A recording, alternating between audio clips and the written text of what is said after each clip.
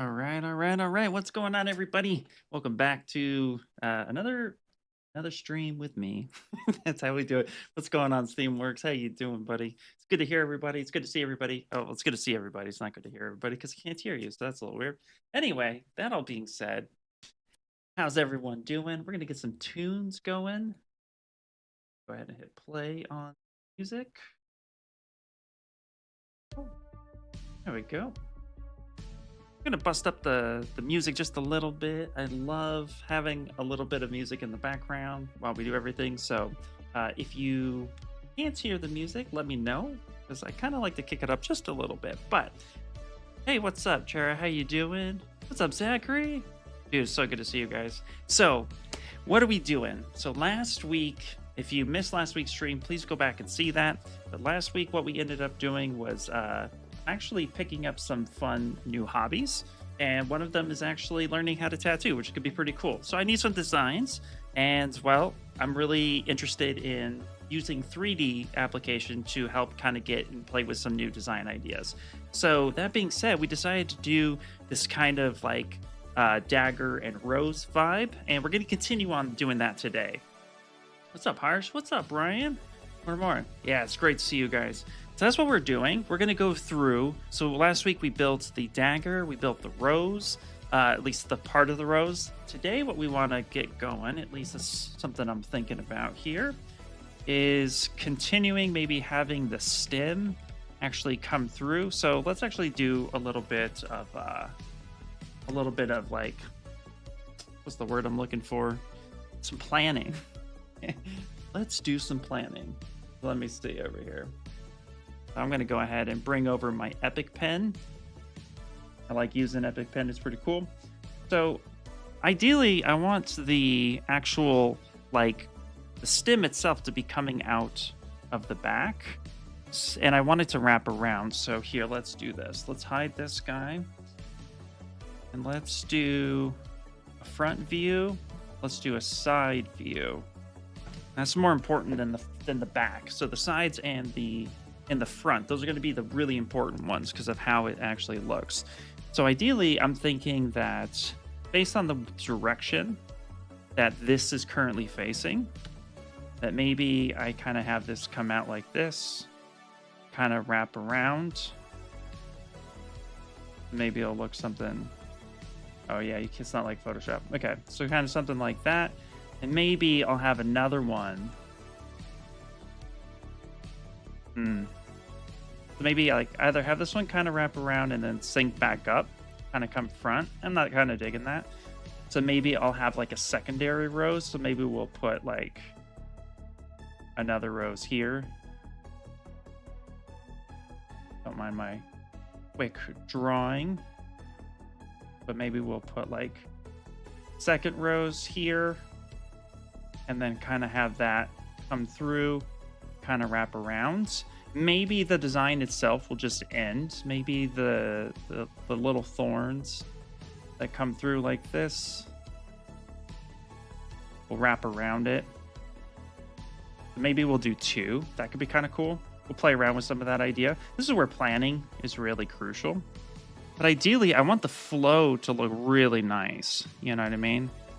So almost kind of having like an S curve to it. This is probably the most important.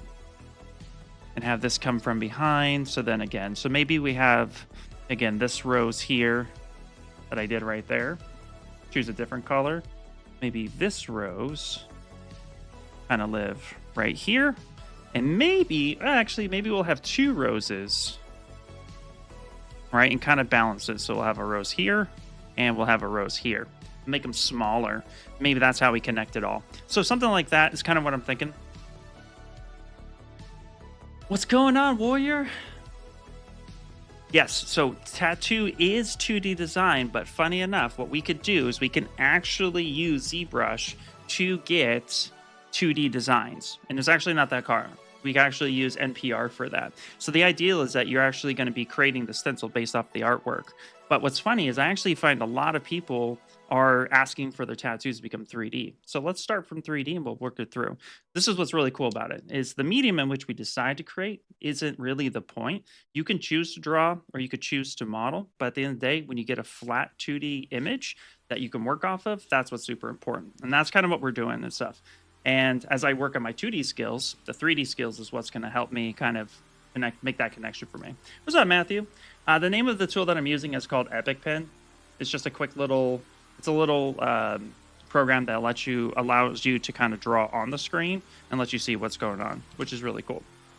So this is kind of the idea behind it. So yeah, so we're going to go ahead and kind of focus on getting that done. And what's going to be cool is we're going to be using ZModeler, or not ZModeler, we're going to be using ZSpheres to help create some of the stems. And then we'll probably duplicate some of the rows. The thing that I don't want to do, here's what I don't want to do. Whoops. I don't want to block too many elements. I don't want to block the hilts. I don't want to block too much of the blade. This is really important to me. The rose itself is clearly important, but we're going to need some detailing on the actual hilt itself. And I'm thinking, you know, we could probably do something like stacked leather. A lot of daggers have like stacked leather vibe to them, so we could do something like that and get that kind of looking nice, which would be pretty cool, almost like a compressed look, and maybe alternate colors if we wanted to add color, but we can find out. But the idea is that I don't really want to block this. I don't want to hide too much. That's an element in which I think too many designs can suffer from, is the need to put everything everywhere, and then you end up blocking stuff. So before I add the rows, the extra roses we just mentioned, maybe here and here, if we do, they'll be small little baby ones, and then we'll have, again, that kind of vibe of the thorns coming through. So I'd say let's start with the stem, and then we'll figure out the rest there, because we could also have something like this, right? Where maybe, yeah, maybe something like this, where this is connected like this is connected like this. This will be on the back side of it.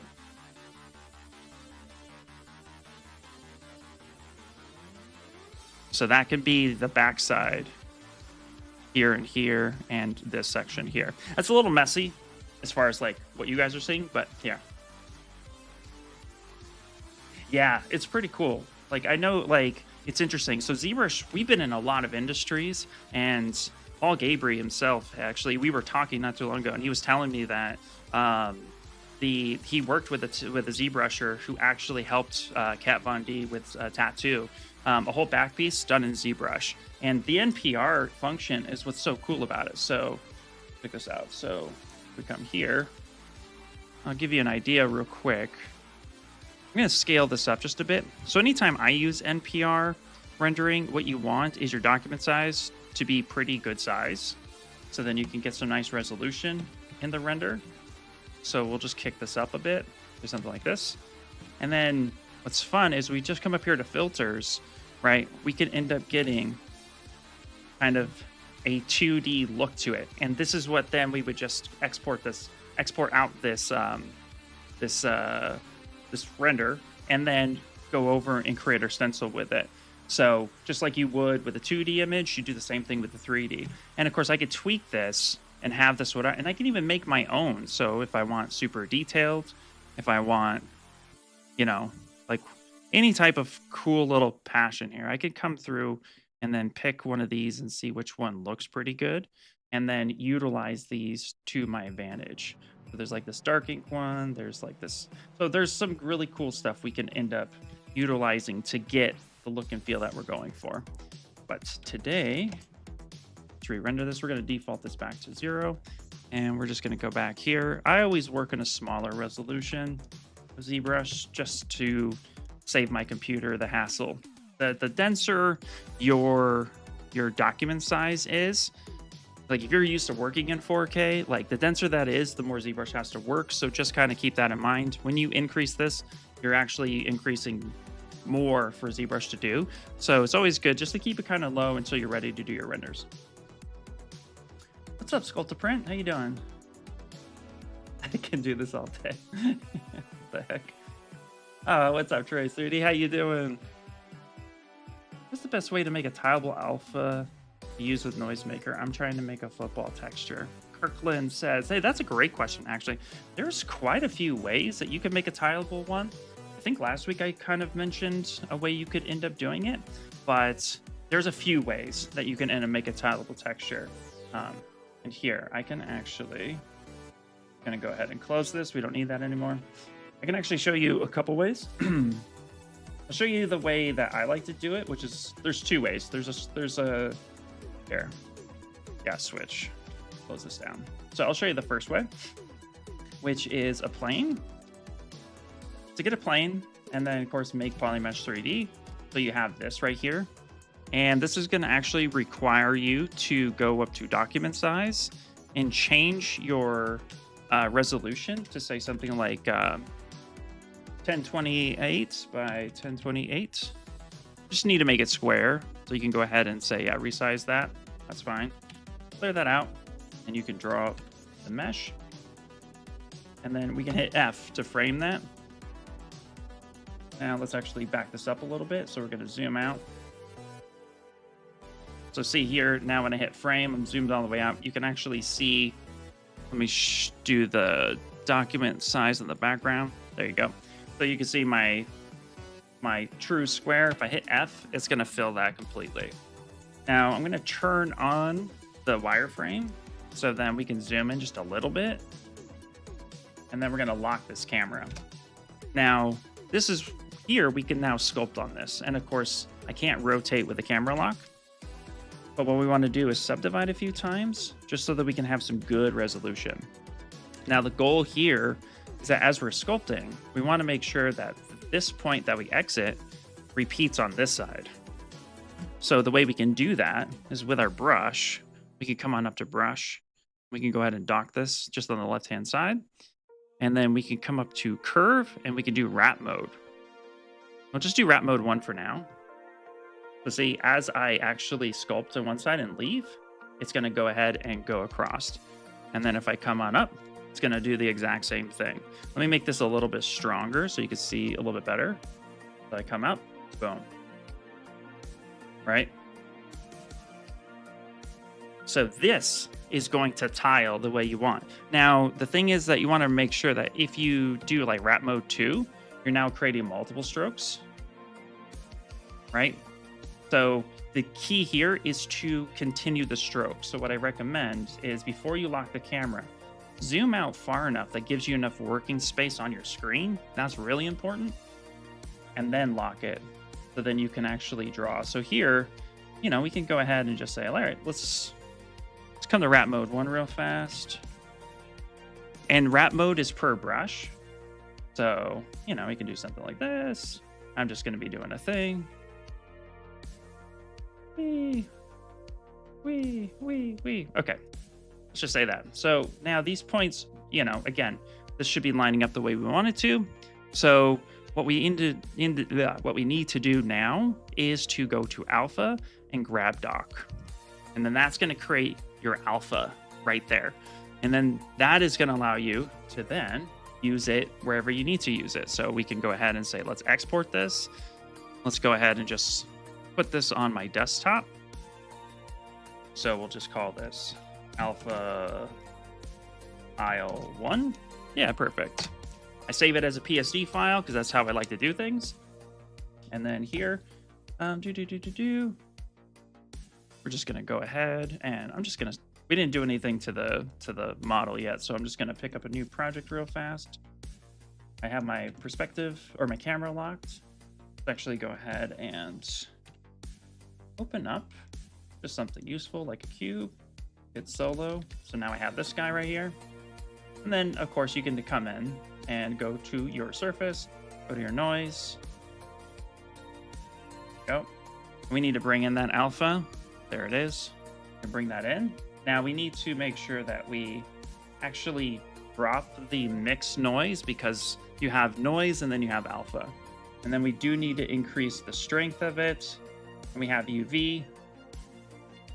So if we have good UVs, you can see that we're getting that repeating coming through, and then we can change the alpha size. Now, of course, things can look repetitive, and that's going to be kind of the thing you want to avoid. So, but you're able to then have that tileable effect to it. Now, there's a secondary way to do this. So let's go ahead and say, okay, turn this off. Let me show you the secondary way. What's up, Polymaker? How you doing? The second way, I like this way a little bit more because I find that this is actually a little bit more precise than the first way I showed you.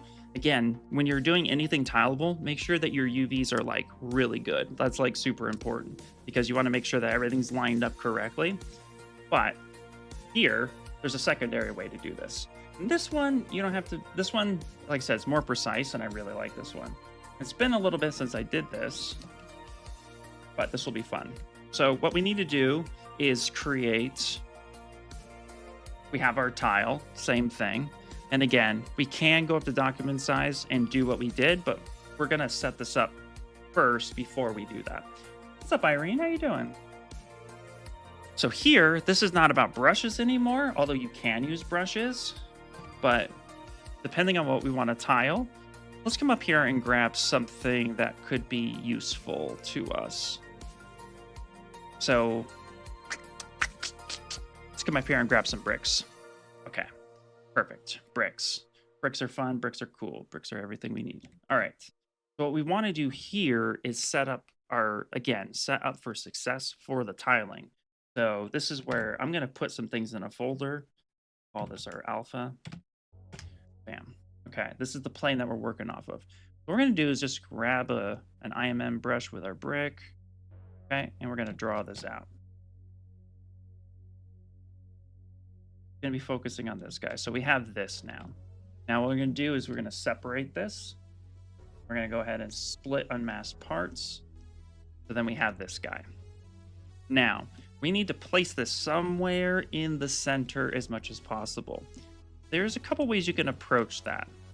Ideally here, let's put this right in the middle. We'll say something like this, send this home. Okay, great. So here, there's a couple things we could do. We can go up to Deformation, which is where we're going to be living for this tutorial. And we're going to be positioning this so that it is going to give us that repeating effect. And I love the flower looking amazing. Thank you so much. Absolutely. Irene, I'm doing great. Doing great. We're doing a tileable texture tutorial right now, so it's pretty awesome. I'm digging this one. So check this one out. Okay, so offsetting, right? What we want to do is actually set this up so that it's going to be where we want it exactly. So we're going to come over here, and under Deformation, under Offset, we do have X, Y, and Z. So we're going to go ahead and say we're going to offset this on the Y first and foremost, and we're going to go up to -100. Then we're going to do the same exact movement, but this time on the X, -100. That's going to put that perfectly right there in the corner for where we need that to be.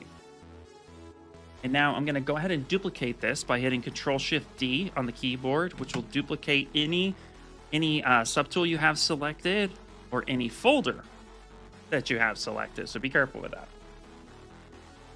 And now we're going to come back up to Deformation. And then now on the X, we're going to go 100 and then 100 again. Now, why do we do 100 and not just 200? Because 100 is where it maxes out. So we want to just make sure that we're doing 100 and 100. So you're doing that action twice, okay? And now what we could do, just to save ourselves some time, because again, we need these corners are the most important thing. Everything else can live in the middle unless we need it to overlap, and then we need to make sure that it's important based on where it is. But these first 4 corners are the most important that you can do. So here we're going to go ahead and just merge this down so that the bricks are the same. And I'm going to duplicate that. Right, so I just merged these two together, then I duplicated that. Why? Because I want to move them at the same time. And I want to move them in the same direction.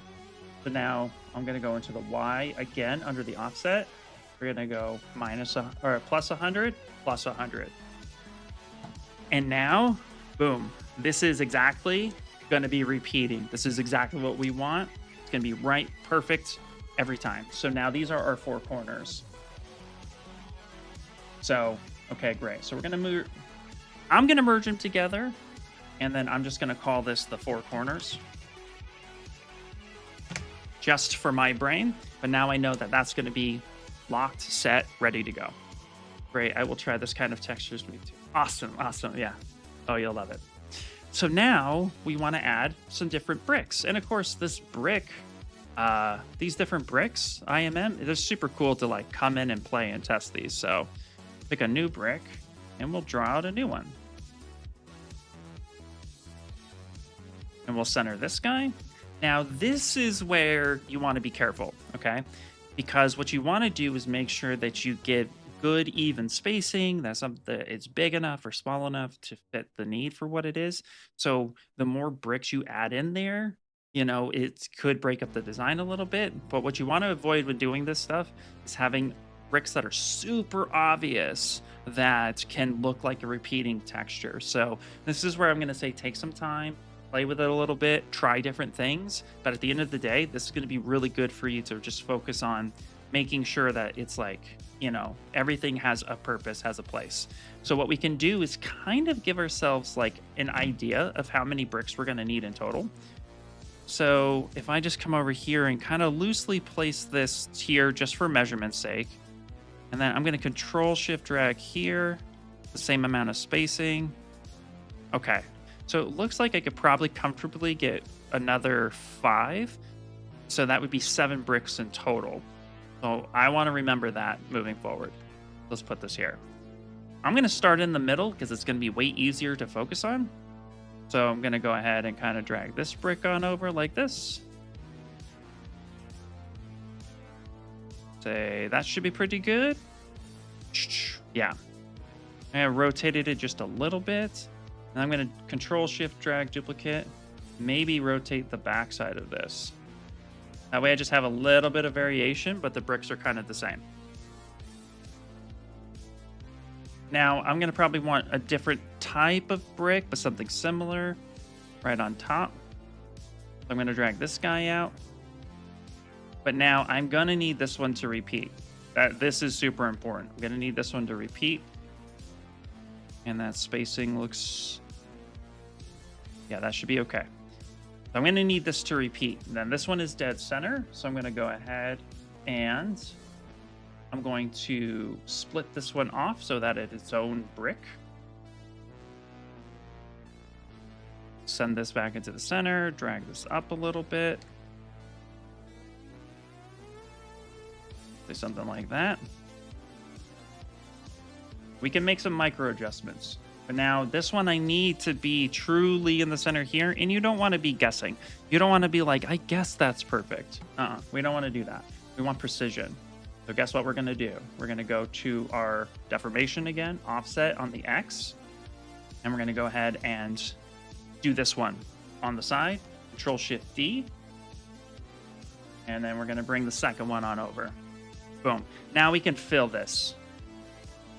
So Control Shift drag, I'm in here, I'm gonna make this center. Maybe this one goes upside down, 90 degrees.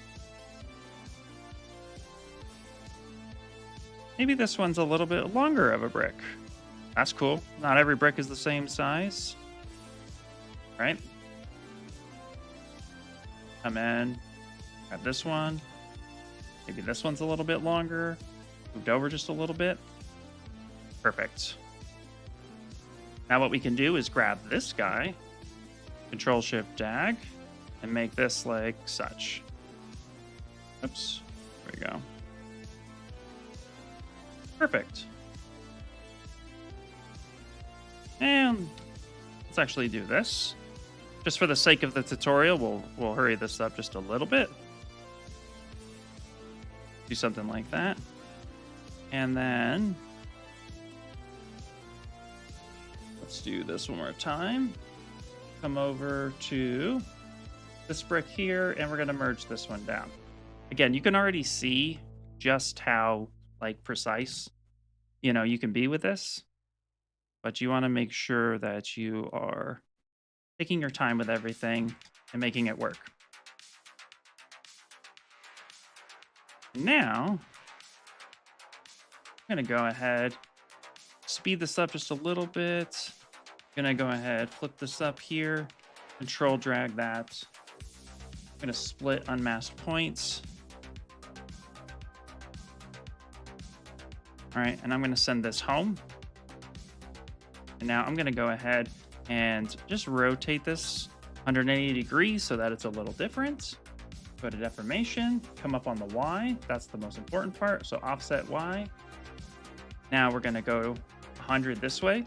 Control Shift D, duplicate, come up and come up. So now we have everything laid out the way we want it to be laid out. So now once we have that, of course, please make sure to save. I'm going to repeat this. So we're going to call this, repeating. Wow. My spelling is always crazy. Repeating tile, brick, alpha. Boom. All right. We have that set up the way we want. And again, like I said, this one's a lot more precise to the way you want to be doing stuff. Hey, what's up, Kamara? What's happening? So now, just like we did before, we want to change our document size. Again, you can always, you could do the like, let's do a good size. Let's go 248. All right, so you can do 120 or 1024. You can do 2048. You could 2K, 4K, etc. Whatever works for you. Let's go ahead and just resize that. Yep, perfect. Control N clears our canvas, drags that back out, and hit T on the keyboard. Right now, let's go ahead and zoom all the way out. And what we want to do is we actually want to click our, we want to click our plane. And we want to hit F once and then hit F again. You can see here, now you can start seeing how the repeating texture itself will come into play. And so what do we do with this? You guessed it. I know you guessed it. Alpha, grab dock, boom, right? There's our alpha. Now we can go ahead and we can test that. So we can hit solo on this guy. All right, if you are unsure on whether or not you actually have any UVs, come up here to UV map. And then of course you can just say, morph UV. If you can delete UVs, you have it. What I'm gonna show you is actually, check this out. I like to do this sometimes. I'll reconstruct until it's a single-sided, only 4 points on this, and delete lower. So there's no subdivisions. It's just literally those 4 points. And then I'm gonna unwrap. I'll just go to UV master. Yeah, that's fine. Unwrap that. All right, so now it's just a flat plane. And then from there, I'm gonna go ahead. Now I can come back and divide up a few times just so I have some geometry, some resolution. Let's go ahead and just lock that for a second. And then same thing, surface noise, come on in here. Oh wait, hold on. Before I do that, we have to save this. So let's go ahead and export this. We'll call this brick tile. Perfect. Now let's come into noise. Here is our thing. Let's go into alpha, brick tiles. Perfect. Guess what? We're going to take the mixed noise, turn that down. We're going to increase the strength. Now look at this. Now, this is where I said you wanted to be careful, right? This is where setup is key. I'm automatically drawn to this big empty space right here. But outside of that big empty space, you can see there it is. It is tiling.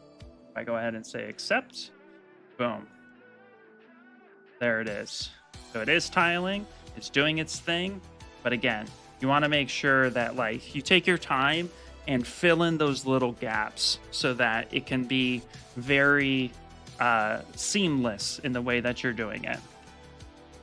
But in this case, yeah, absolutely. You can go ahead and that's how you would create tileable texture. So you have two different types of it. I think you're making a brick wall the first time I ever caught your string. Very different use case though. Yeah, absolutely. Absolutely. So yeah, so hopefully that answered your question. That was a really fun one. I enjoy doing little stuff like that. Let me get some water and then let's go back to the rows.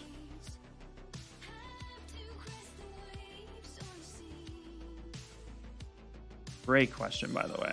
Let's go ahead and load.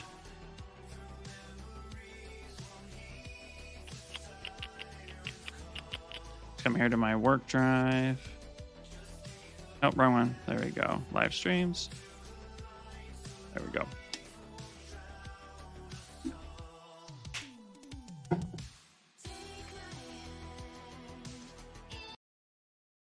gonna change this song because I thought I had YouTube safe on.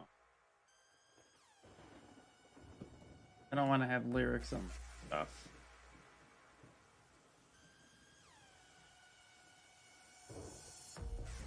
Oh, YouTube safe is on. Okay. Oh, interesting. I don't know why there was lyrics on that. Oh, well, whatever. Anyway, I don't know if you guys can hear anything. Anyway. Oh, I just closed it. Whoops.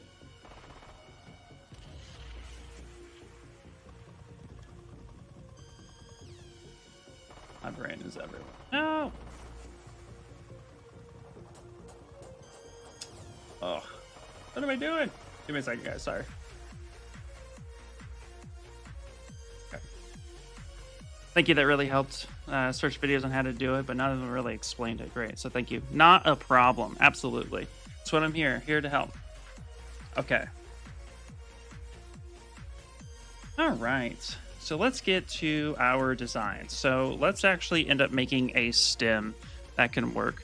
And also too, just real quick, I wanted to point this out. I changed my project and then I loaded in a new project. And you can see here that my alpha is still here. So even if you, as long as you don't close ZBrush down, if you open a new project, you know, your history will still be active, and anything you created, like brushes and stuff, should also be active as well. So it gives like a second chance to save your work type thing. So just FYI. Okay. All right. So now here, let's figure out the stem itself. So, like I said, I want to. Actually going to go ahead and insert a ZSphere, because ZSpheres they're made for tasks like this, personally. So real quick, as I do this, I'm going to be using hotkey shortcuts. So Q for ZSpheres is drawing, Control Z backs it up, W is for moving, E is going to be for scaling, and R will be for rotations for any rotation I make. You won't really see that until I have something worth showing, but I'm going to be switching a lot between those, so just FYI. And here we're automatically going to start from not having, we're not going to have words, symmetry on. There we go. And then what's really cool is if I do draw something out and I start drawing, if I press and hold Shift, it's going to snap to the same size as the last known, the last sphere that you're drawing on, which is pretty cool. So the reason why I want to do ZSpheres is because I can decide, like I want this kind of coming out, and I'm going to want this kind of this way, but I can draw right in the middle. Ones like this.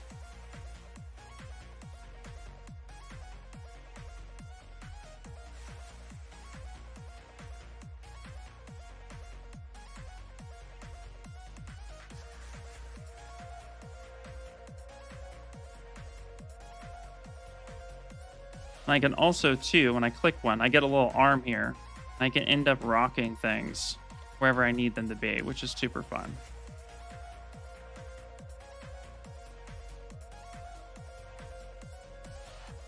I'm going to be focusing on the design element more than anything else. So just getting the feel of it. I'm not worried about how smooth of a transition it is right now. I'm worried about how it's going to look.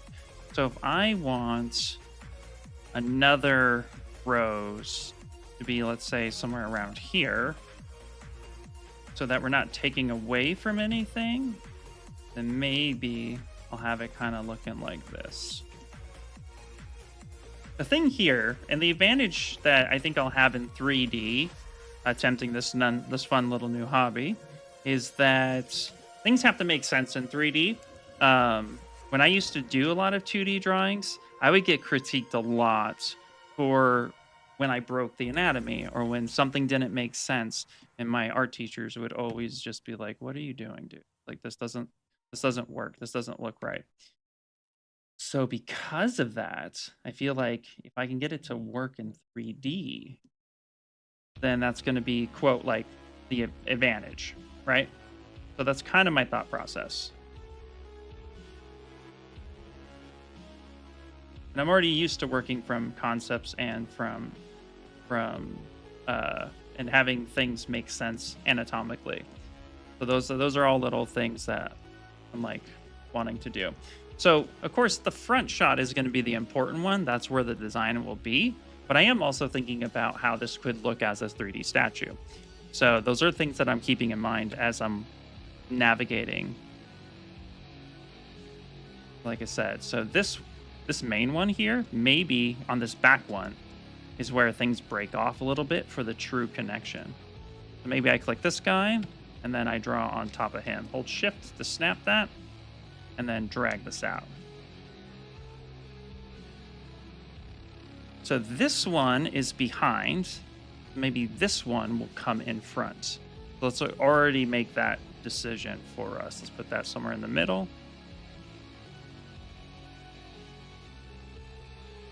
Again, we're going to have the thorns kind of wrapping around. And again, I'm not worried about that clipping. I could just add another one.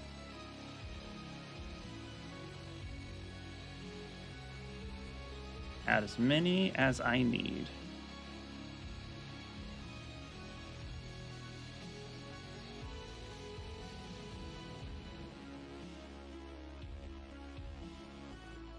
Great music. Do you have a certain playlist, or is the name of the song? Oh yeah. So I just use Pretzel Rocks. That's like the big one that I use, and I have an account that I sign in with that has like good music. So I'll just use something like Pretzel Rocks here. It's usually good for streaming, so it's not like Spotify or anything. And I typically will choose. I typically would choose like the lo-fi or the chill EDM, but they have some other ones too. Like if I click this guy.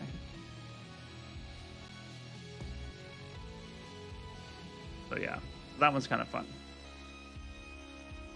But I'm glad you guys can hear it. I was a little last week I had it playing, but then no one could hear. I went back and just like reviewed my own stream, because sometimes I try to go back and make sure that there maybe are questions that are asked after the stream. I don't always get to them, but I try to. Anyway,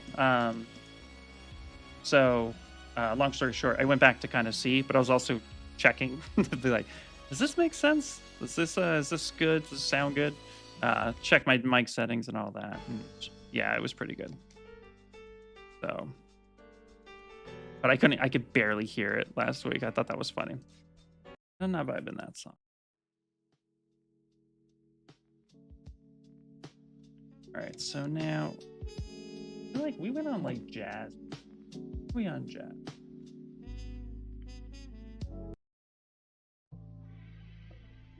There should be.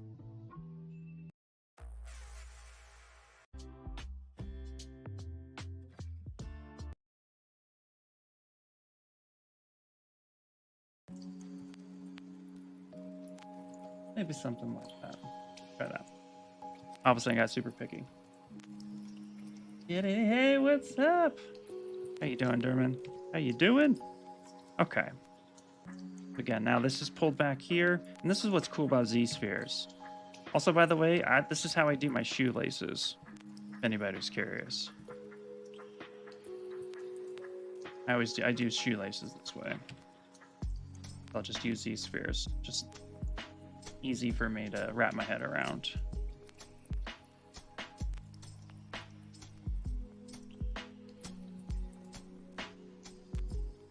Now what's cool is I can preview this. I can hit A. This will give me a preview of how that's looking. Now, of course, this is super low res. We can smooth this out once we get a design that we like. Add a couple. For me, it's super important that I follow. nice curve to everything. I can always add more.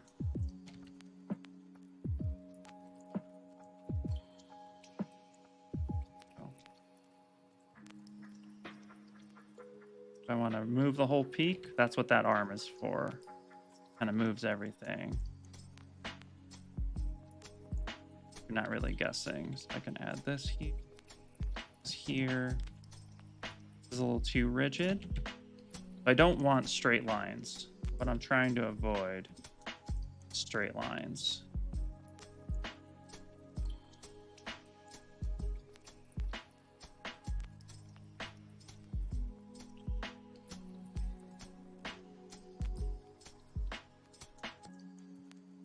There we go.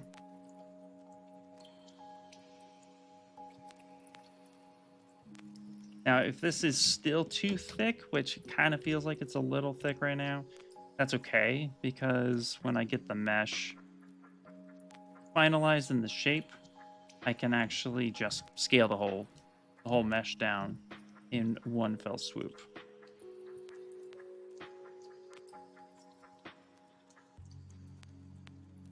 You know what, as I'm thinking about this, actually, so I did all of these up here.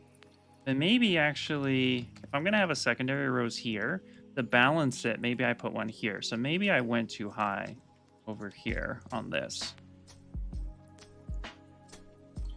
So I'm just going to go ahead and with the draw menu selected, just going to alt tap a few of these. Just delete those real quick. Change that position.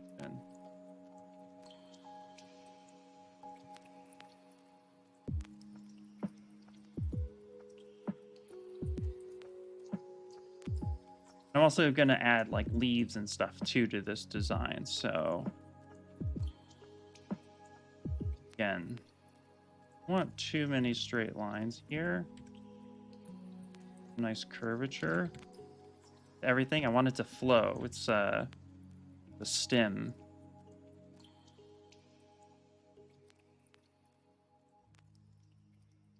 Where you can get some where you want to like kind of set yourself up for success. Okay. So yeah, so that's looking pretty cool. So let's fix this one down here. Let's fix this. Maybe rotate this forward. Touch. We won't know officially until we get the final piece there, but this could be pretty cool. This way. Like that. And we'll see. We'll see how that fits.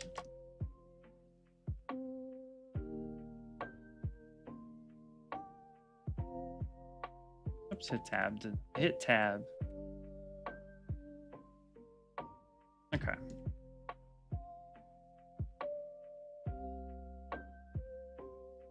Just bring these down a little bit and maybe to add just like a little bit of variance here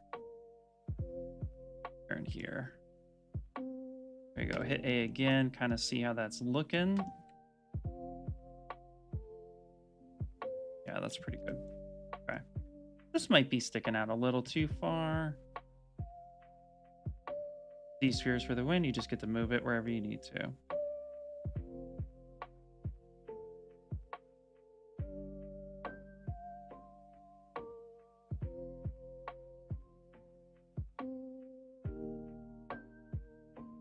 Again, we're really going to be seeing the front more so than anything else, but I'm keeping the back in mind as much as possible.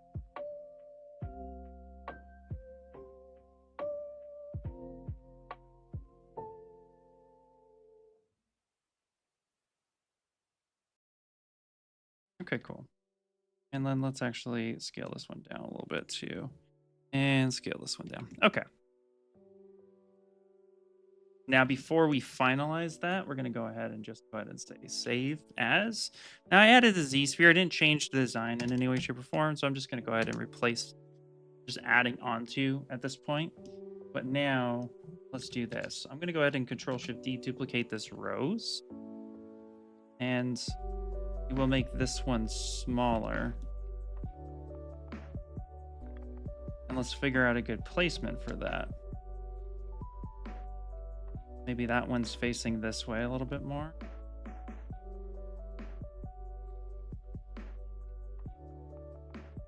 And we'll rotate it to give it some variety. We are also gonna, we still have very much an array mesh feel to the rose itself, as it's, you know, it's still single-sided geometry too. And they're just thick for the sake of being thick right now. So at this point, I'm just kind of getting a sense of what the placement will be before I change anything. Something like that is fine. And then Control-Shift-D again. Rotate this one around, just spin it so it's just a little bit different.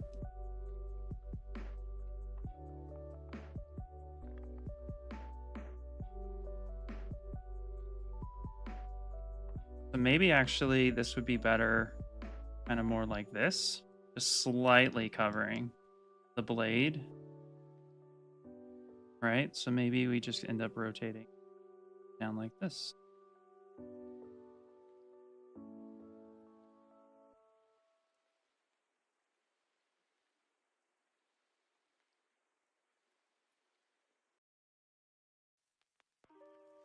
There we go.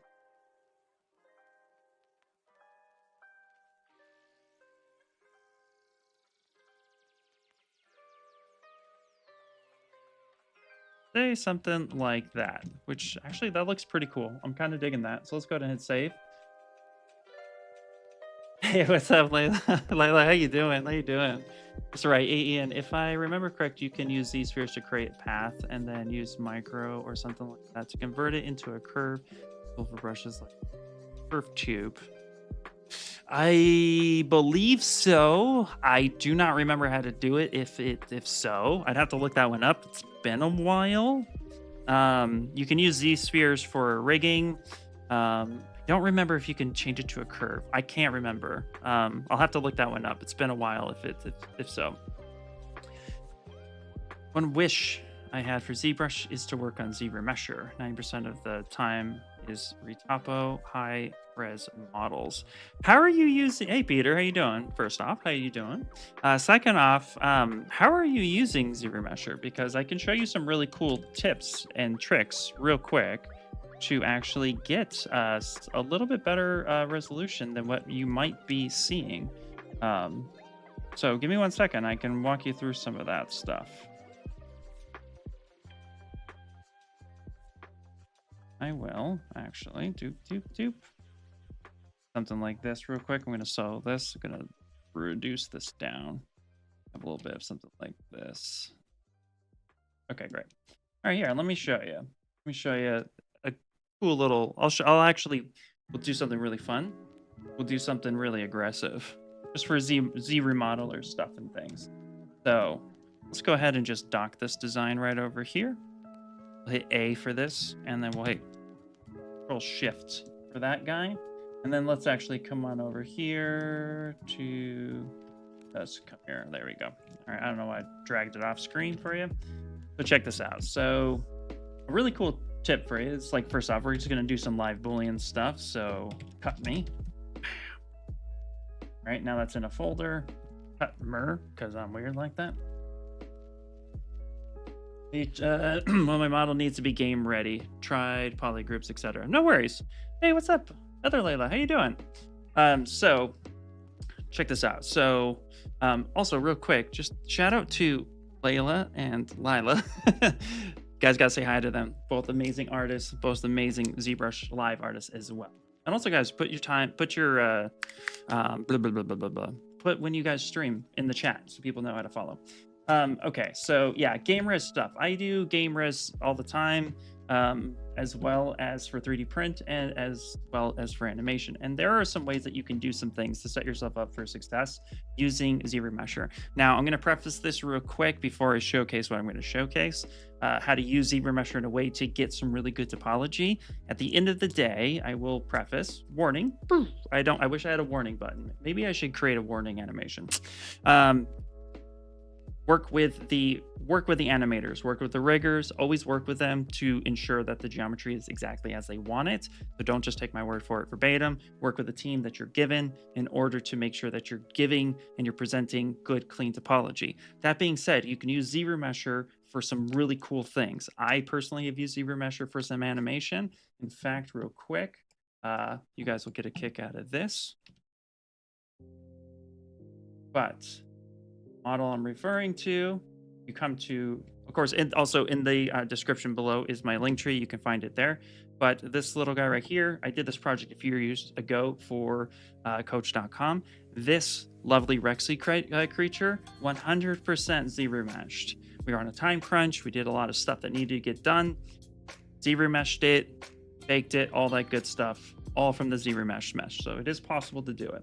So just kind of keep that in mind. It is possible. But again, I worked with the animators and the riggers on this project saying, hey, check this mesh out. Does this work? But we went ZBrush straight into Substance, straight into their final pipeline. So that all being said, what did I do? So I'm going to create a really ridiculous model for you. So I'm going to go ahead and have this guy here. And I'm also going to import a ring because we're going to use this ring to cut, say something like this. I'm going to cut straight into there. I'm going to turn on a live Boolean and boom, we are making a cut here. Now, to set yourself up for success, one of the things that I want to remind you when you're doing live Boolean stuff, that when you're cutting, you want to make sure that your topology from one to another is pretty close together. You see how this mesh is pretty hideous right here. It's not really great mesh. So we can actually fix that. So let's ZRemesh this, but with some like little tricks. So first things first, I want this to be symmetrical, absolutely. But I want to go to transform, and we're going to do the X and the Z on this to make sure we get good topology. You could even go X, Y, and Z. So that way you're actually doing all of it. And then from here, go to geometry. Now here's my secret sauce to ZRemesher. First things first is always check the total active points that you have. Reason why is because you want to make sure that you're remeshing with enough geometry in order to make sure that the mesh can support what it is you're ZRemeshing. So here, this is only 10,000 active points. So I could absolutely ZRemesh at a target of 5,000. That's 5,000. So this number represents 1,000. So that's half of this. That's plenty. We could even reduce that down to 2 if we wanted to. I do see a lot of times people say, oh, I got 23 million vertices on this crazy complex character. Let's ZRemesh at 5. That's not going to work because you're going from 23 million to 5,000. So that math doesn't equate. So I always say start somewhere at higher characters like 23 million. Start somewhere at like 50 or 65. Like those are good numbers. But here we can start at 2. Keep groups. Everybody says that when you do a ZRemesh, you get shrinkage and stuff. You're actually getting smoothing, which is happening. So we're going to reduce the smoothing factor by turning on keep groups, even though it's one polygroup, and going smooth groups of 0. And then here we're going to do adaptive size, and we're going to turn that down to 0. Why? Well, with adaptive turned on, it's going to take a look at the different quads that you have, and then it's going to try to scale the quads up or down depending on the shape of the object. The bigger the radius, the more it wants to punch in smaller, like, smaller, sometimes, well, it depends. But the shape of the radius, you'll actually get either smaller or bigger quads. And then when it's flat, you'll get like just nice, even topology. The adapt size is to make it even, but we're going to go ahead and say adaptive size down to 0, meaning don't resize my quads a bunch. All you need to do is just keep the mesh in mind and then just hit ZRemesh. Let's go ahead and do that. Let me actually click it. Okay. And then that's actually quite a lot. So we can reduce by half, and we can do this a few times. Now see here, I actually have a really nice remeshed sphere. Now let's compare that to this mesh here. You can see if I turn off live Boolean, how small these quads are in comparison to these quads on the sphere. You could just see the faceting. So I can subdivide a little bit, get them as even as possible for the live Boolean factor, which is going to be helpful in the ZRemesh. But already you can see that we got something really nice, because it's also following the actual active symmetry, which is another thing you want to keep in mind. The painted dragon, what's up, dude? Okay, so now that we have that, I'm going to do one more thing in here. So I will be turning on live boolean. I'm also going to take a random cube. I'm going to show you another thing with ZRemesher that's also really cool. So if I go to ZRemesher and I just need to make this cube even as much as possible, I'm going to do target polys of 2, keep groups, same thing, down to 0, but adaptive size down to 0. Now I'm just going to add detect edges. There you go. And I can do this a few times. Get really nice, clean.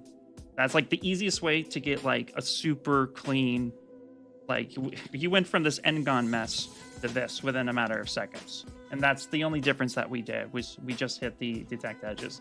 Now it does crease when it detects a nice edge. So we can just go ahead and say uncrease all, because we don't need those creases. Right? And now we're going to go ahead and we're going to stretch this up. I will divide this up one more time. Now we don't need to do that. That should be fine. I'm going to punch this in like this. And we're going to put this above. Do something like that. All right. So now we got this kind of funky dunky shape that's happening. Now, something to also keep in mind is that each poly group matters the way we have things going on. So we want to make sure that this actually looks pretty good. All right. Now let's just go ahead and cut this bad boy. So I'm going to go ahead and boolean that folder. Boom. We got this shape. And we have all of those different polygons. Now you see the stitching that is occurring. That stitching that's occurring. Look at this. The reason why I didn't subdivide was because you see how big these stitches are. They're trying to stitch all this together. That could be a problem. So I need to learn how to identify that problem first. So we'll delete this guy. We'll come in here and we'll divide this up one more time. Again, we're not smoothing it, so we'll just go ahead and have something like that. Do this one more time. Turn this folder back on. And then let's boolean this guy. There you go. Now here's a lot better. So now with the ZRemesh, if we have our poly groups, all that good stuff, we're going to use the exact same settings I just showed you to use here. So we're going to go ZRemesh. Again, adaptive size, we have 4,000, so 5 should be good to start. Adaptive size to 0. Keep groups down to 0. We could hit detect edges, but let's see what we got before we do that. I'm going to turn symmetry on because this is symmetrical. And now ZRemesher actually has some really clean stuff. And we've actually made some updates to ZRemesher since 2022. On 2025, we have ZRemesher 3.1, I think it is. And because of that, yeah, now it is actually giving yourself some nice stuff.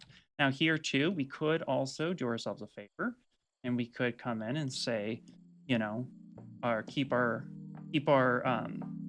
actually, let's go back to this and let's do group by normals, just so we have even more to work off of. And this is actually the same here. So here real quick, I'm actually going to come back because what happened was when I did group by normals here, poly groups, group by normals based on 45, it merged these two items together. So I could actually just come in here and say, let's do 25. And that will give me something a little bit different, which looks pretty good. And then we can do the exact same thing. ZRemesher, and go ahead and hit that. And now we have pretty good. Now, same thing goes for a character. Like a character itself can be done in a way that we need to make sure that there's enough target groups. So let's actually utilize our doggy for this example because he's fun. I think I saved that project. If I didn't, that's okay. Welcome to Ian's world. Okay, so I'm going to divide this a little bit. And actually, we're going to do one even better. We're going to go here to Dynamesh. I'm going to find the resolution by just clicking and saying, yep, that's pretty good. No blur. Let's just Dynamesh this super dense mesh to actually give this a go. So again, now we're at 3.4 million. 3.4 million is actually quite dense, something a little bit more realistic to what you're used to.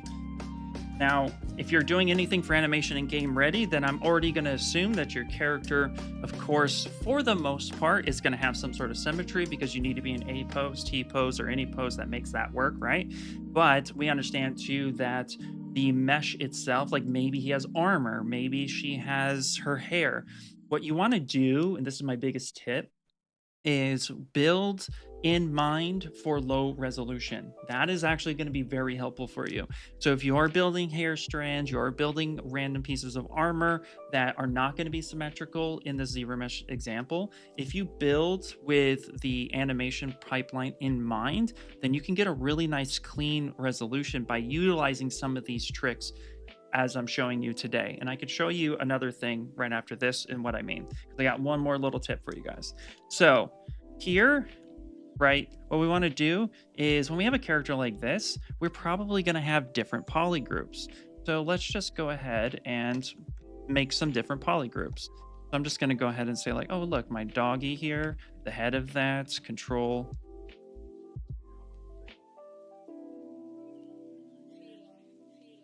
W.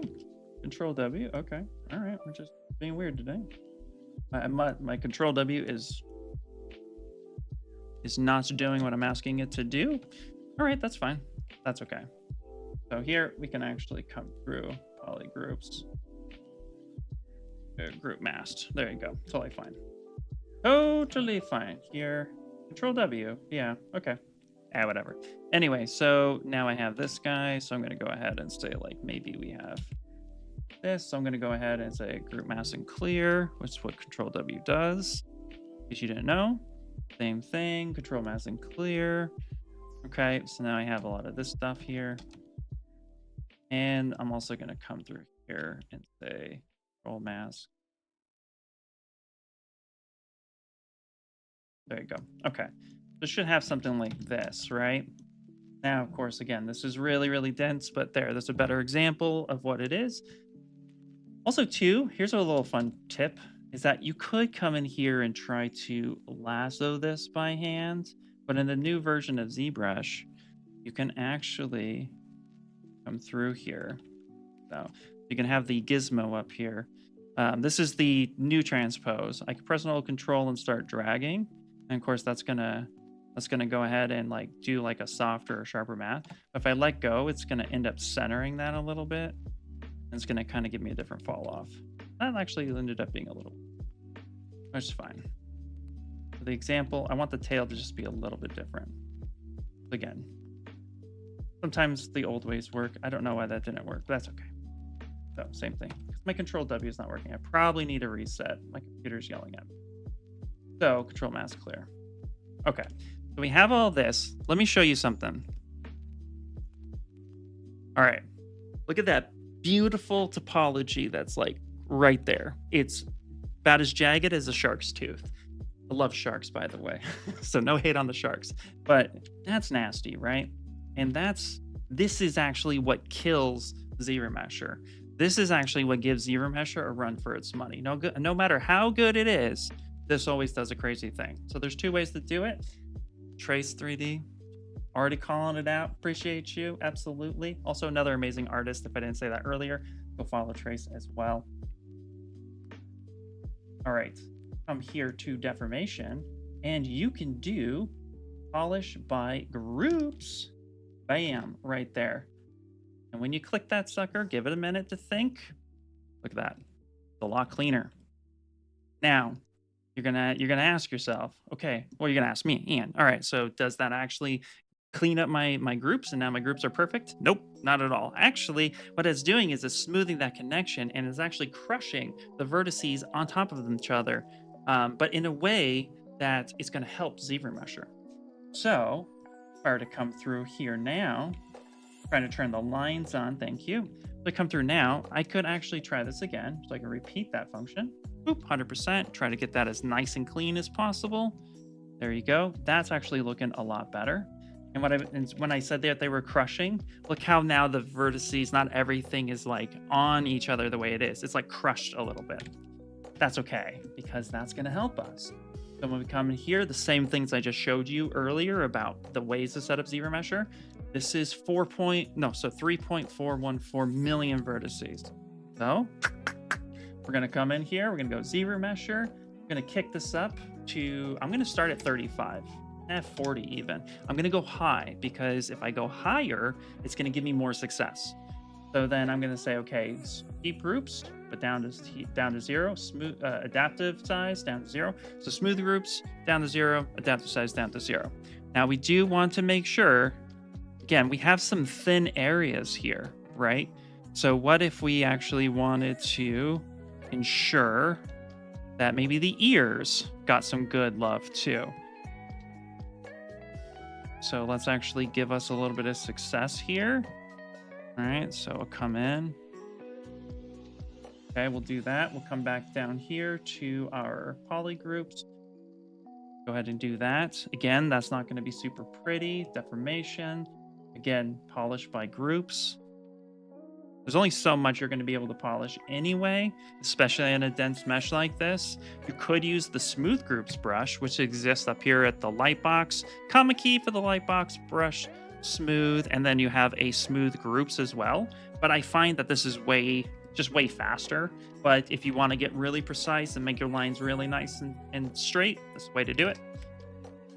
So once we have this, I'm going to go ahead and control tap on my history because I do want to store my nice and beautiful details that I've been using and sculpting on Dynamesh, right? And now we're going to go ahead, I'm going to just control S that just so we can have the preview resolution. And now same thing, come up here to my geometry, ZRemesher, all that stuff, and we're going to go ahead and hit it. Now I did turn on symmetry. We want to make sure that symmetry is active. That's important.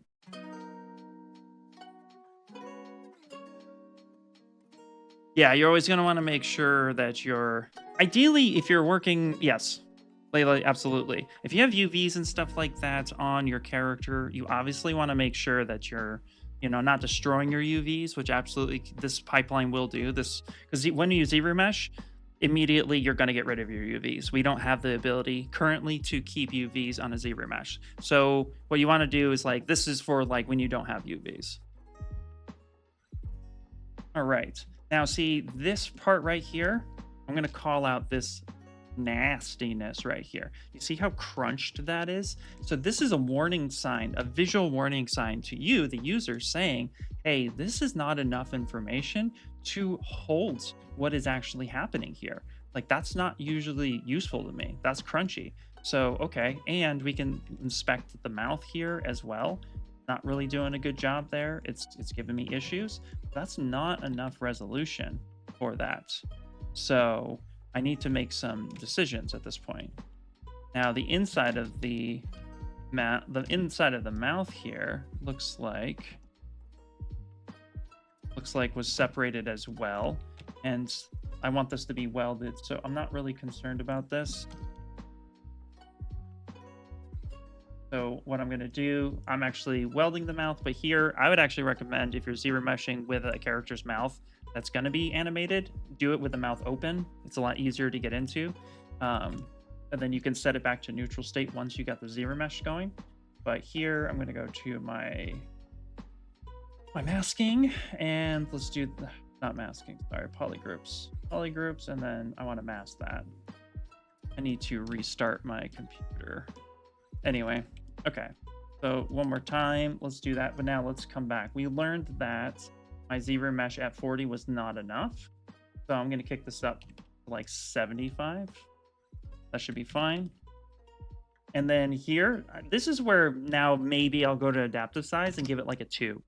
Again, I don't want it to fully take over, but I want it to have some size, and maybe that'll help clean up the ear a little bit. So same thing, we'll come through and let's hit ZRemesh. So we upped the poly count and we gave the adaptive size a little bit of TLC. We started at 0, but that was a little too aggressive. It really chopped up the mouth, the ears. That's okay, but we're not going too far from 0. Let's give that a second.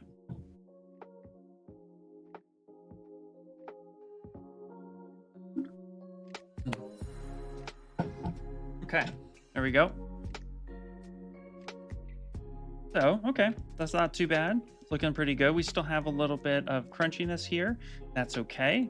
So again, we can actually come up and up this a little bit more and maybe hit retry and see if this ends up working. Now, retry is actually going from the original mesh, the deformation mesh, before we hit ZRemesher. Retry will try the same algorithm again, but this time it's looking at the Dynamesh mesh still, not just the ZRemesher mesh. See what we got here. There you go. Okay, so that's still not too bad. In this case here, what I would tell myself, and this is just my own interpretation, this is actually really thin. This is actually extremely thin. So maybe this is a case where I need to come through and give it some thickness. Again, we need to just help ZBrush get to a point that makes sense. So maybe I need to thicken that up a little bit. Those ears just might be a little too thin for what we're trying to attempt. So let's go in and give it a little bit of love. Yeah, we're just trying to get a nice clean ZRemesh at this point. All right, and let's go ahead and give that a go.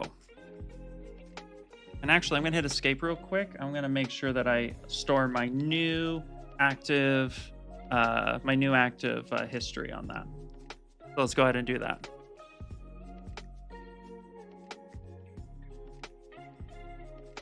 Making football characters, bodies of football, blah, blah, blah, blah.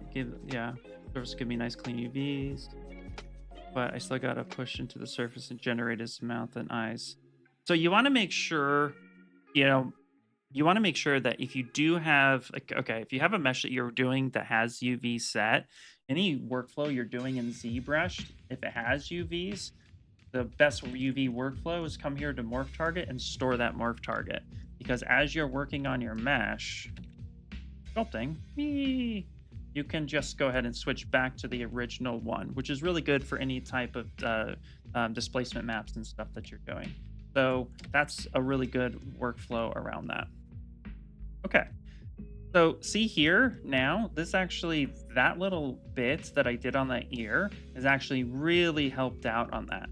And sometimes, we need to just kind of give it a little bit of like help along the way, which leads us to a brush I don't see anybody using, which is actually ZRemesher Guides. And with ZRemesher Guides, you can draw curves based on the size of your brush, bigger or smaller. You can actually come here and draw some curves, how you want that topology to flow. Now, you don't want to do too many of these, but you want that topology to flow pretty well. And then you want to come here, right? And you want to increase the curve strength a little bit. Never to 100 is only going to look at the curves at that point. Just kind of give it like a little, like 80, 85 is fine. And then just come through here. You could say same, and then hit ZRemesh. And that's going to help the curves itself come through and hopefully clean up some of those imperfections that we're seeing. Yeah, not too bad. I can also give it a little bit of a smooth relax. Let's kind of see how that's going. And then once I have something that I think looks pretty good, this is where I can start projecting some of this detail back. So inspect your model, make sure everything looks the way it does that you need it to. This is 152,000 total points. Tweak that here just a bit. Then we're going to come over here. We're going to go to Subtool. We're going to go to our project. We're going to project history. And then we're going to subdivide a few times, everything. But as you can see here, we were able to ZRemesh this dog and keep the topology relatively clean as much as we can. Again, I would want to still massage this ear, but if I had to go the ZRemesh way, then that's how I would do that. So these are little tips and tricks you can use for using ZRemesher. Something else to note, just so you can show you, is let's say we were doing armor pieces. First off, there's a fun little brush here called Topological or Topology. And what this will let me do, I can actually create these different points here, right? And if I hit Alt Tap, or if I tap that real quick, That's going to give me some thickness. If I have my brush size down to 1 and I tap that, it's going to give me single-sided geometry. So again, you can come through here and you can use this process to make like armor and so forth. If I were to split this off, if I were to say split on mask points, right? Now I have a piece that is deforming to that actual character. And then I can work and sculpt off of that. And so I can build up base shapes. I can build a whole armor set on this guy's leg by literally just coming through here and being like, okay, I need this to be here. I can alt swipe all of these if I don't need these here. Or I could just tap that and have that there. So really, really helpful ways to also start building stuff like that. There was something else I wanted to show, but yeah. I think that, oh, and then last but not least, and okay, so I'm going to say this with full confidence. When in doubt, just re-topo it. You know, like worst case scenario is that you just need to re-topo. I think a lot of people forget that ZSphere re-topo is a thing. And this is where a lot of times I'll just say like, yeah, just hit re-topo on this guy, right? So I'll have my ZSphere here. I'll turn on my ghost. Let me move this up in center so I just don't need to see it here. Okay. We don't need live boolean for this. Turn this guy on. And down here at the bottom, we have topology. We can edit topo. And then just like I was using my, just as I was using the ZSphere to move and stuff, using the draw and the move and all that good stuff, right? Edit topology. I can come through here and I can start making my points. So I have my main points here. The way these arrows are facing, right? That's to tell me that go that direction. Right? So I can just literally come through here. I can start re-topoing. I can do this really, really quickly. Right? And I can hit move, and I can move these points around however I need to. And then if I hit A, just like I showed you before, I need to go to adaptive skin, just turn density and dynamesh down, hit A, turn on my wireframe. Look at that. I'm already re-topoing. Hit A again. Just go ahead and hit your move, grab a certain point, come through, just start re-topoing. You know, of course, you want to follow the flow of the character, all that good stuff. So you need to move this stuff, start moving this around. Every time I hit a point, I'm gonna go ahead. So we can make points quick. So there are things that we can do. If ZRemesher isn't working, you don't have to leave the program. You can come through and you can actually start doing some of this as well. I think, you know, it's a little old school, but I'm the type of person that loves just drawing dots. Drawing dots that's easy enough to me. So that's one way that you can end up doing it and just get some clean results.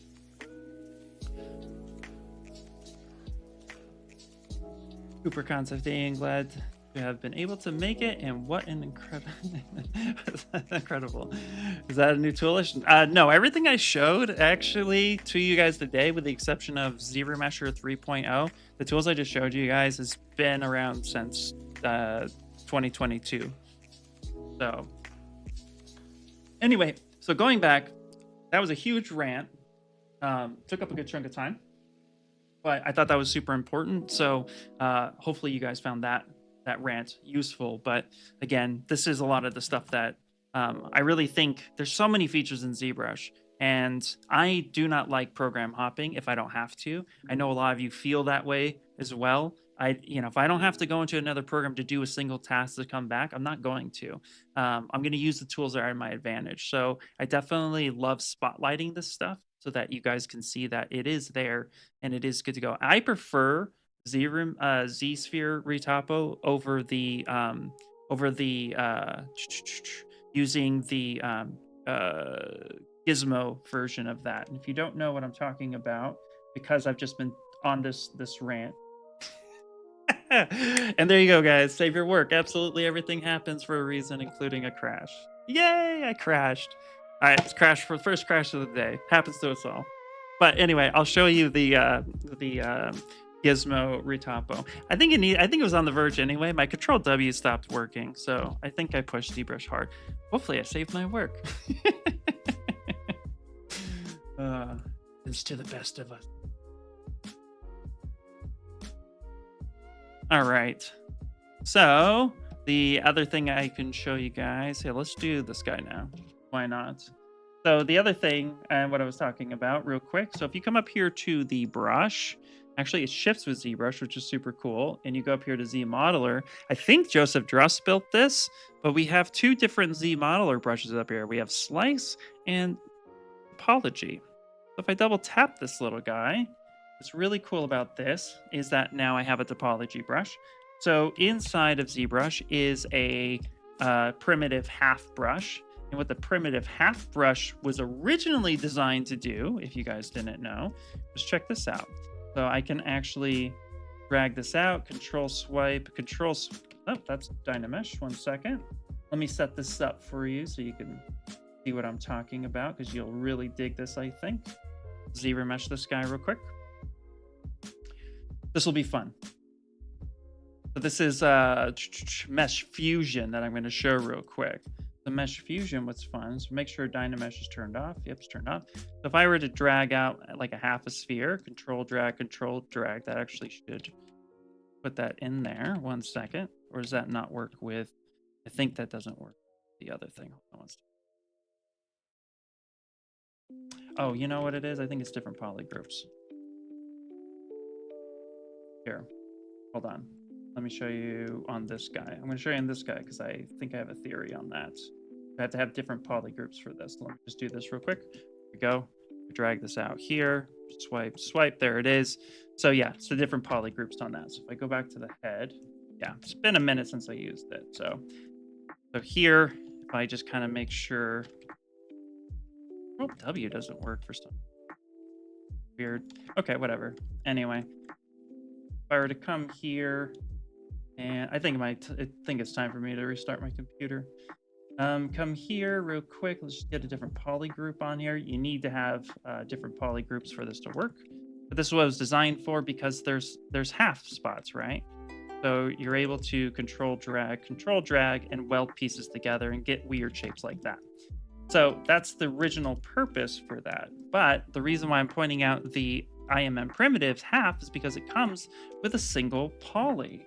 And the single poly is cool because with symmetry turned on, right, I can drag out a single poly like this. Then I can go ahead and I can split the unmasked points. And now I have this guy.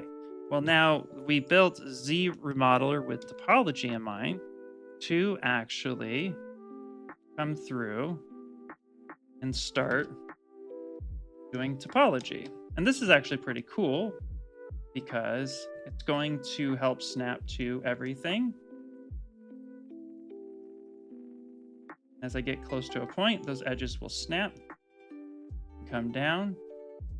That can, again, it just starts snapping. And I'm ghosted right now, but it's holding the shape of things. Move that around. Now, what's also really fun about this, right, is I can not only drag this up, but if I press Alt, I can get a whole row dragged up at a single time. Right? And then I can move these things together if I have a nice small brush through, make that snap. And then I can also smooth shift, relax on some of that. Now that's wrapping the head. So these are other ways that you could do retopology within ZBrush. Makes it really just helpful as a whole. Have that point there, and you can move that up. There we go. Just like that. So, and I can press Alt again and just get a single edge here. Come through. I can start making things work. If I want to wrap something around, I can do that. So again, just makes it a lot easier as a whole. So you could do this as well if you wanted to. All right, connect. Connect. You could do quite a bit pretty quickly. That's the other way that you can do Re-topo work. You can start getting the base shape of a head.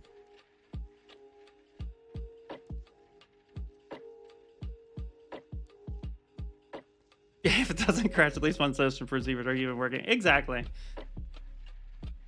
We feel forced into Topo going 3, but we could stay in ZBrush and Topo would be killer. Absolutely. Yeah, absolutely. No, we made sure that we have that function for you because again, it's like it's all about being able to just do whatever it is. I find Re-topology, I used to hate it, guys. I used to hate Re-topo, and then one day I woke up and I found it very zen-like, which was super cool.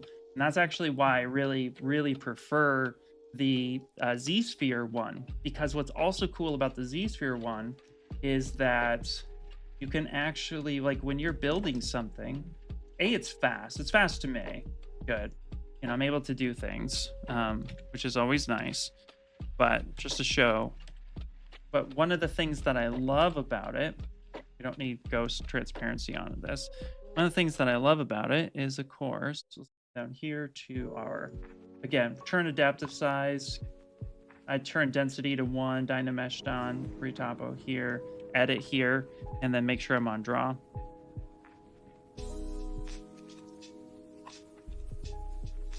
Here's what I like about it.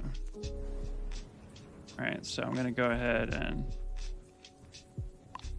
just do something really quickly, actually, real fast. I'm going to Control Z because I want to make sure that I have symmetry turned on. That's important to me. Boom, boom, boom, boom. If I click here in empty space, if I just click out here in empty space, then I just need to go ahead and just click a different spot again to start.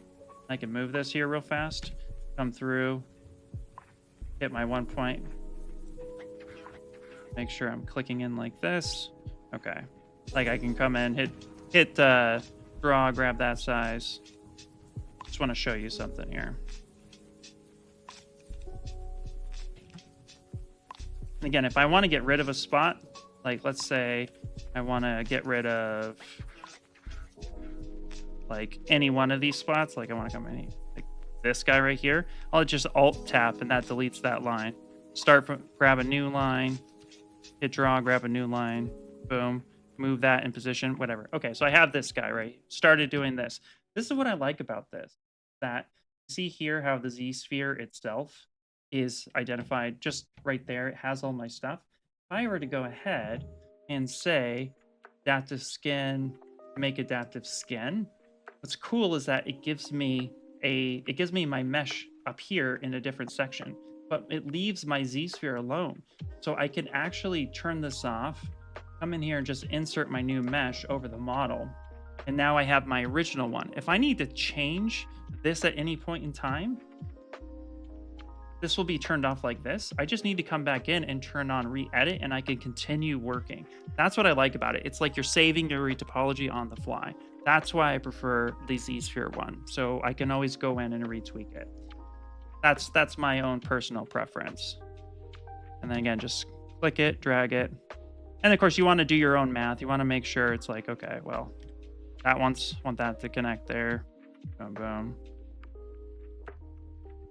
If you make a mistake, just Control Z, come in, move it. Anyway, so enough preaching on my side of things, but this is just what I end up liking about it personally. It's just something that I end up liking. And then again, I could click out here on this side, grab this new one, touch this, and then hit move, and then start moving this stuff. And then you can start, and then, yeah.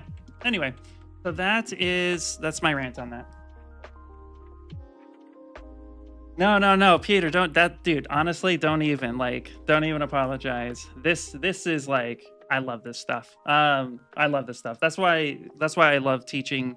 I joined Maxon when they took over ZBrush. When they bought ZBrush a few years ago, a job offer came up and I was able to come in and actually be a part of that team. And it's such an honor for me to be a part of it. And this is why I just love showcasing as much as I can. So that's why I live stream. I love it. So, don't feel bad. No, I love it. And and boom, I didn't, see, there you go. Didn't lose anything. We are good to go. We are good to go. Good stuff, good stuff. We do have a few minutes, so let's continue on forward. Yeah, absolutely give it a shot. So, and Trice, if you have any questions, by the way, just go ahead and hit me up. Hey, what's up, Boise? What's happening? How you doing? How you doing?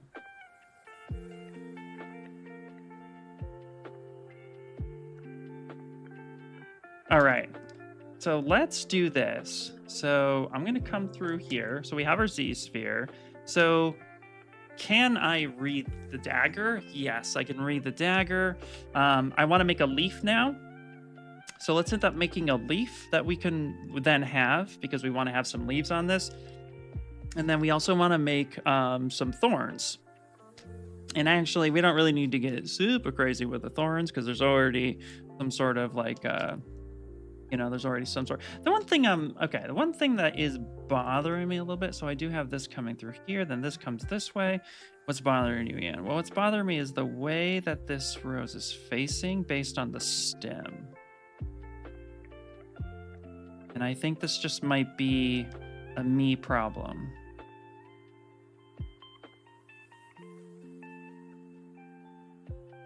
Yeah, I think it's just the me problem. That's fine. Because I don't want it on the other side. That's flowing kind of how I want that to flow. That's connected in this way. Okay, I think this will be pretty good. So let's do this. I'm just going to scale some of these down a little bit real fast. Areas that I think might be a little too thick.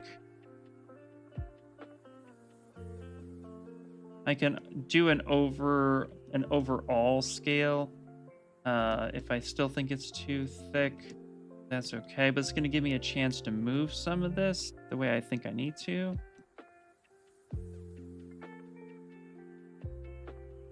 Nope, we're not drawing anything yet.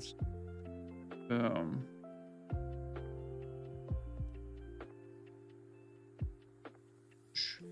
Oh, do I have a Twitch? I do have a Twitch, but I have not streamed to my own Twitch in quite a while. But I've been contemplating and having some plans to do that.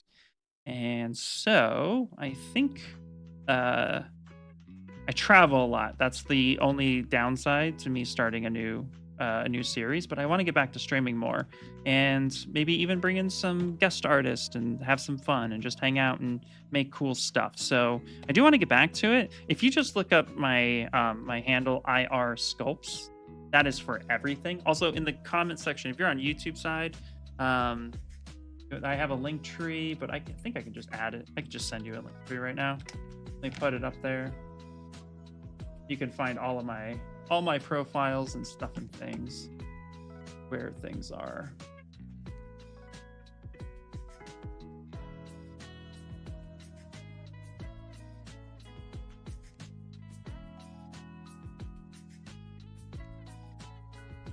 See if this posts. I actually did a lot of streaming on Twitch more than YouTube back in the day. So I haven't decided which one I would go to yet. Yay, awesome, Kamara. Yeah, that'd be fun. Okay. So yeah, this is looking pretty cool. I'm digging this again. So what I'm going to do is I'm going to do myself a favor. I'm going to go down here, not the polygroups, but just like we did on the Re-topo side, I'm going to go and actually have this low resolution. And then, so some of this flow issue, I'm going to adjust by literally moving this down, looking at how that is. Moving this down, looking at how that is. There you go. So this is what I call the tediousness of Ian's brain cells.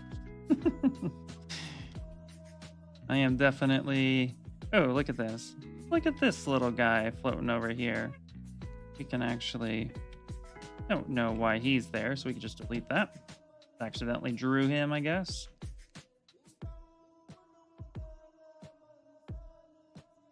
that's flowing quite nice. Go. When in doubt, just add in another sphere. Go. Yeah, not too bad.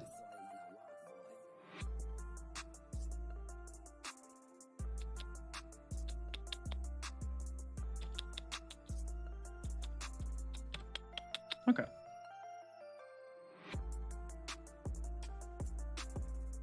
Absolutely. Not a problem. Thank you. All right.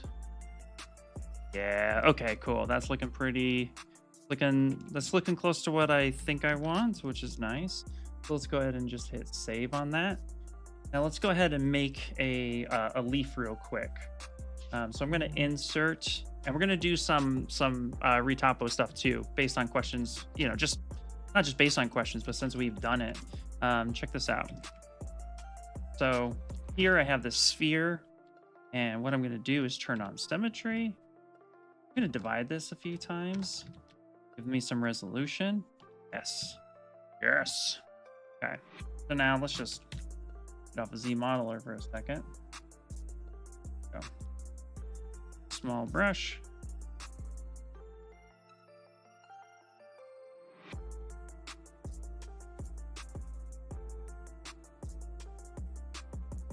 Go. Check this out. So made my basic shape. I go to masking. And I'm going to go to fill region. So that's going to give me that in there, which is nice. I can sharpen that. That's all filled up the way I want. Maybe I can add just a little bit of lip here. Oh, yeah, something like that, because we are going to need the stem portion to come off of that. And then let's go ahead and let's do our extract. 0 thickness. Say accept. So then we have this guy right here. Yeah. Okay. Now that we have this guy, I'm gonna soften that a little bit. You see how crazy, like, janky that stuff is right now? Like, that's not truly, it's kind of all over the place. Well, we have a mask here. So what we can do is deformation and then polish by features. That'll help kind of clean that up just a bit. Won't be perfect, but it'll be good enough. Then we're going to go ahead and we're going to make, we have symmetry turned on, which is super important. We're going to go to ZRemesher, keep groups, boop, adaptive size. And let's go ahead.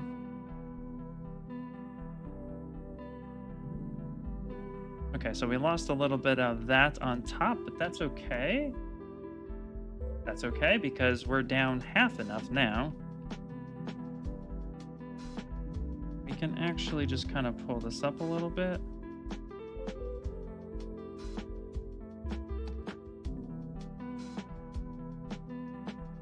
Go. Ooh, what happened here? What happened there? Thing? Why did that do that? It did that because it didn't have enough topology to support it, which happens. Okay, great. So you know what? We're going to go ahead and solve our own problem, and we'll fix that. So I want this to be really low. So we're just going to auto group this. But that just broke because it wasn't enough topology to support it, and that's fine. Again, that's part of it, right? So now I'm going to go ahead and delete hidden. I'm just going to go ahead and just do something like this-ish for now. That'll be fine. I'm up here at the top.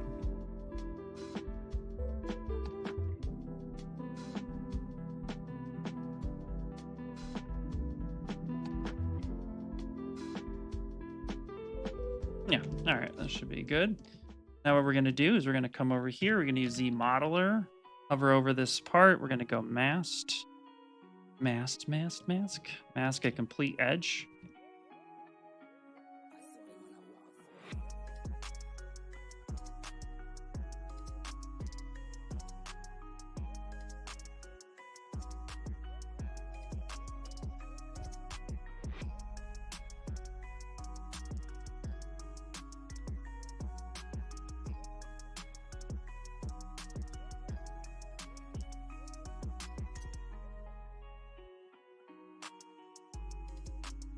Go. All right, yeah, that should be pretty good.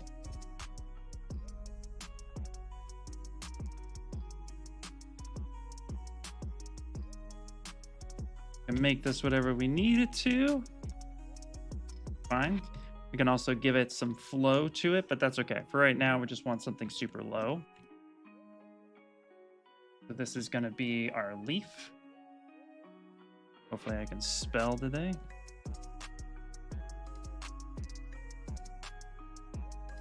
I could make this a brush, but I don't think I'm going to need too many of these.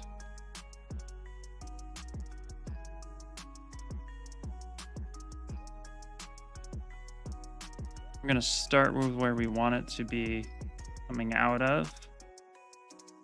Maybe we'll drop it down, say something like this. Control-Shift-D.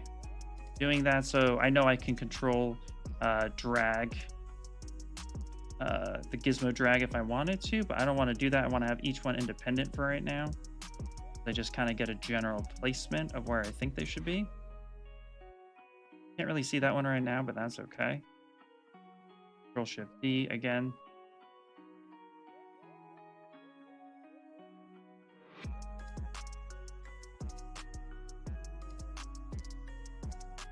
Starting with the leaves first, and then we're going to end up placing, we'll end up placing our stem connectors. Control-Shift-D. Oh, thanks, man. Yeah, the little GeoBot was cool. Yeah, it really came together. There are some things on that I'm like, I probably could have cleaned it up a little bit more around his arms, but I love that little guy. He's fun, and we got to animate him, which was cool. So, okay, so this is where we want to like now kind of start seeing how things make sense in the design. Maybe this one will be kind of off over this way. Okay. Now, here's something that I constantly think of. I love odd numbers, not even. Even feels too symmetrical. Odd feels correct. Just you can get some good balance with things. So when you're doing something like this, I have 3 up here but 1 down here, so that gives me 4. So I just kind of want to like, you know, have something a little bit different. It's just something that I kind of fell into from my graphic design days. I haven't really steered away since.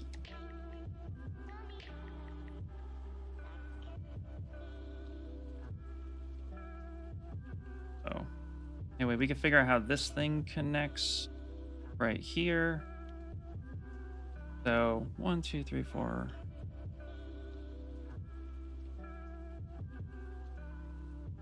But go with your gut on things.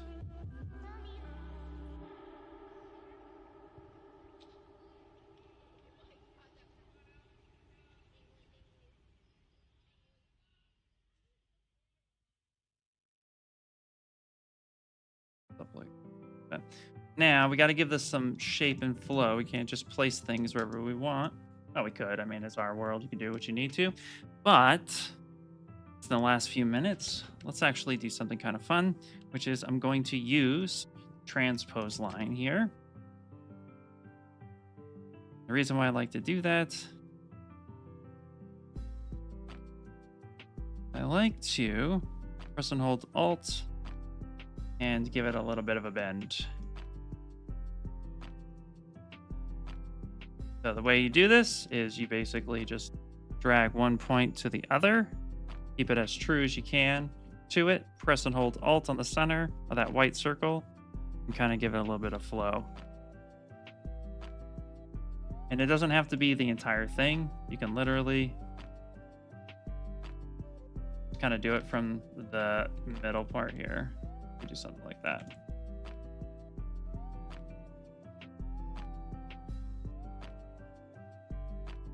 Again, hit that transpose line. Transpose snaps from one spot to the other. So say something like that. Go ahead and alt drag that. Go like this. Go. Give you some nice little motion. Then you can just switch back to whatever. Again, I want to not cover that hilt so much. So maybe this one will actually be over here a little bit.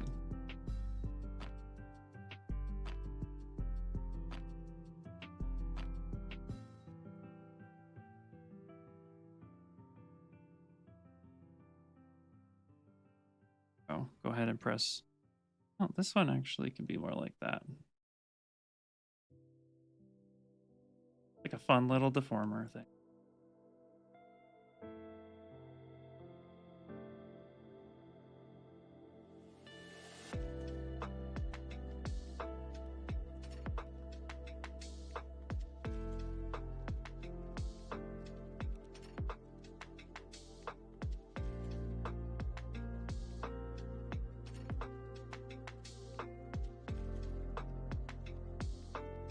Okay, we only have a few more minutes, so let me finish this up real quick.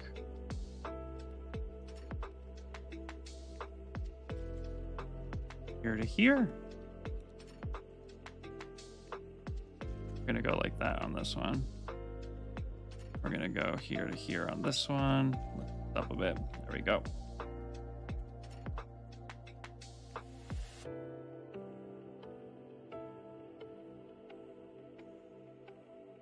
Got the straight one up here. Actually, you know what? Looking at this guy, let's actually kick him like this. Go.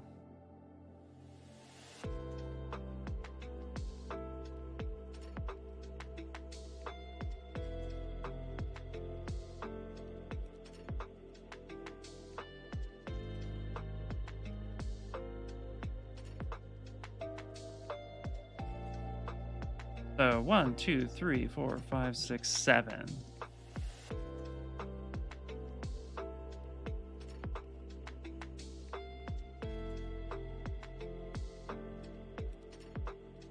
Seven. I like 7. 7's kind of cool. This one.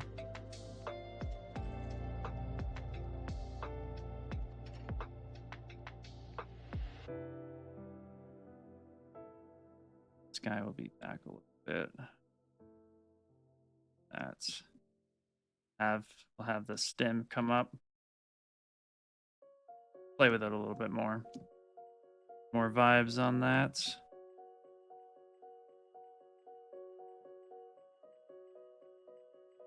Yeah, what we can do too is, because it's hard for us to see back here what's going on, we can either do display properties and double. And then that could show us the backside of all of this stuff. So now that I have everything set up the way I want, it's all kind of bending. Right now I can merge things down a little bit. So I can start merge down. Fine. Then I'll just call this leaves. And then let's make sure they're all different polygroups.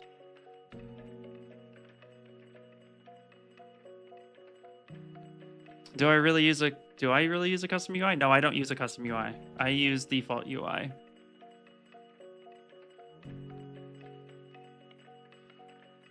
How do I use XYZ displacement for skin? What do you mean? You can elaborate a little bit.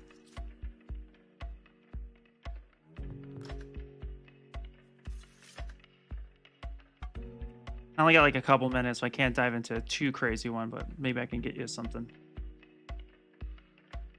Okay, what we could do here, I could go geometry and dynamic subdiv and just give it some thickness too. That's what I did with the rose petals. Gave it some thickness, right? So now that thickness, I can make sure that whatever I'm doing,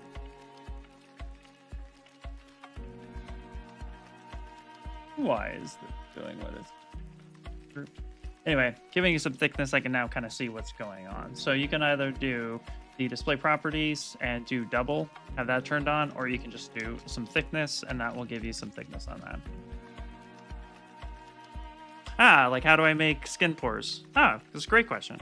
Okay, so I don't have a whole lot to really go into a super deep dive on it, but there's a few ways to make skin pores. Let me go ahead and save this real quick. And we'll just kind of dock this on this size. So here, let's go ahead and just insert, let's just use a sphere. Sphere will do the same thing. So first things first is that you want a lot of really good resolution for this more than anything else. So of course, if you have a displacement map that you're going to be doing any type of like skin pore texture for that, then you just bring in the height map or displacement map here inside of the map and then just have it go over the UVs. You know what I mean? So that's kind of the thing. So if you already have good UVs and you have a displacement map, just come over, click displacement, import, find your displacement, and you can bring that in. And that is a pretty simple workflow. Once you have that in there, I don't really have anything I can showcase here. If I turn this on, of course I need to create a texture. So let's just say new texture. Come in here. I turn on my intensity. You can see here that it's starting to show. And then I could just say apply. And now that makes that real geometry. That went from just a sphere to real topology. And that's how you can do that. But you need enough resolution for that to actually make sense, right? So you want to make sure you do that. Now, if you want to create your own displacement maps on things, there's a workflow for that, right? First thing is that we need UVs. So let's just go ahead and just say make polymesh 3D on this. And then let's do this real fast. We're just going to go ahead and do a ZRemesh on something we're going to get some relatively clean topology here.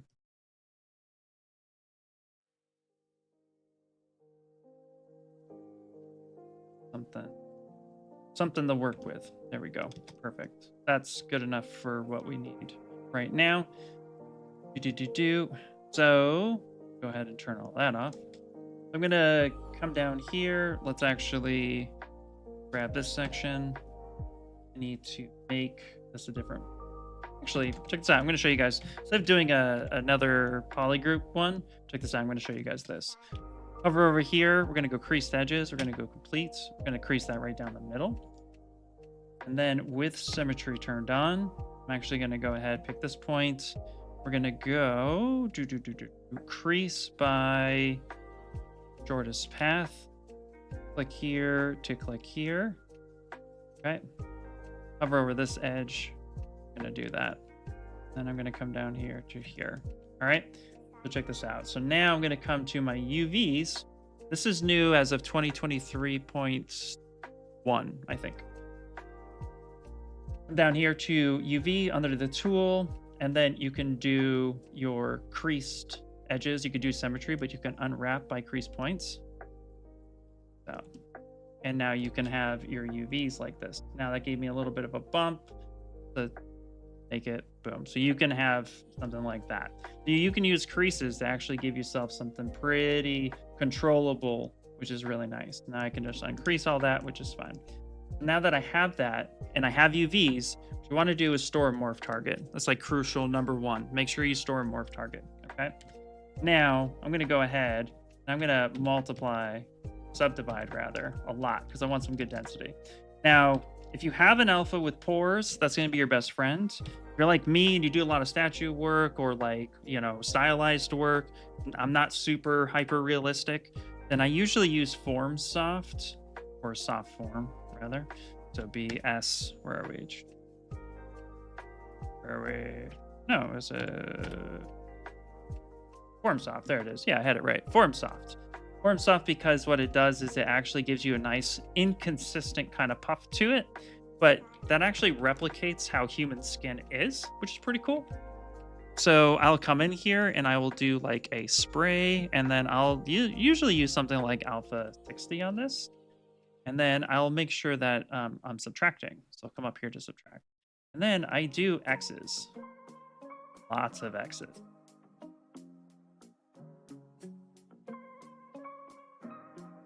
And what's cool about this method is if I need to have like the neck, for example, right? That's how some of the wrinkles under the neck would look. But if we're just going for pores, we can do nice little X's here. And also come in. Then you can use, and I like to do this a lot, you can use smooth peaks. No, yeah, smooth peaks. You can kind of come in and do a little bit of smooth. That's pretty aggressive. So let's drop the RGB down, turn that down a little bit. And of course, you know, you want to punch this as hard as you need to on that.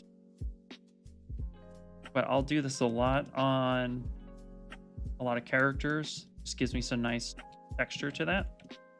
Now, what's really cool is, of course, check this out. I can also actually control, let's come back to before I started smoothing. Okay, about there, that's fine. Come into my stroke and adjust the last. I can push that a little bit more. There you go. Anyway, so you need good resolution for this, but at this point now, right, I need to be able to drop this down to my lowest subdivision level, and then I can use displacement map. I can go ahead and create my map. And now I have a map with my actual textures on. If I were to come through and delete higher now, just turn on smooth, not smooth, I turned on dynamic subdivision. So now I have no subdivisions. I deleted all that. And then I just came in and just now needed that displacement to be pushing it. That's how you would do that. And then of course too, you can also export this map out. So a lot of times I would hit create and export so that I can have that map there, because yeah, it doesn't pop up here typically. So that's usually how I would do that. Just make sure I create and then export that out. But that's how you would create a displacement map in its simplest form. But then if you just had pores, just bring that in.